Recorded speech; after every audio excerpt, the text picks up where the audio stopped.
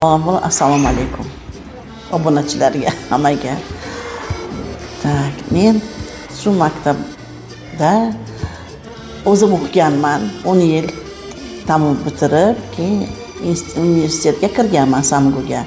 Fransuz tili fakultetiga kirganman 1984-yilda. Shunday 5 yil o'qib, tamomlab, yana o'zimni maktabimga keldim. Shu 84-yildan beri shu yerda ishlayapman. Rahmat Mavluda opa. Keyingi savolim shuki, shu fransuz tilini fransuz tilida aytganda popularize, ommalashtirish bo'yicha nima ishlar qilinyapti va shu 41 yillik stajingiz davomida qanaqa natijalar bo'ldi? Shu vaqt ichida bizlar juda ham maktabimiz bolalari, o'quvchilar yaxshi o'qib, katta nima oliy nimalarga kirgan. Oliy o'quv yurtlariga kirgan. Nafaqat O'zbekistonda, chet davlatlarga ham kirib, o'sha yerda o'qib, fransuz tiliga o'zining tajribasini qo'shib kelyapti, yana kelyaptilar hozirgi yoshlar. Endi vaqtida men o'ziga o'sha bolalarini olimpiadalarga tayyorlagandim, frankofoniyaga chiqishga natijalari juda yaxshi bo'lgan.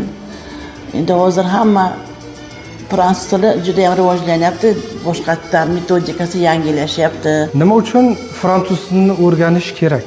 Men o'zim juda yaxshi ko'raman shu tilni, shu til bilan bog'langan o'zimni umrimni. Fransuz tili birinchidan eng chiroyli tillardan biri dunyoda. Fransuz tiliga gapirish bu juda ham chiroyli. Fransiyani madaniyati, san'ati juda chiroyli. Har bir odam o'zini madaniyatni oshirish uchun bir nechta tillarni bilishi kerak.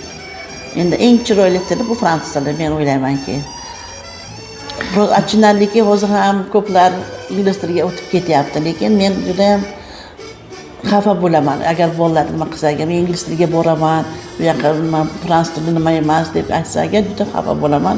Mana hozir fransuz tilida yer yuzida deyarli 55 ta davlat fransuz tilida gaplashadi.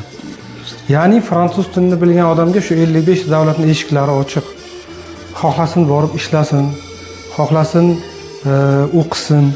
Masalan, Kanada, Shvetsariya, Belgiya, Fransiya, Monaco, Lyuksemburg, bu shaharlarning eshiklari doimo ochiq. Shu yoshlarga qanday maslahat berasiz? Shu mamlakatlarga borib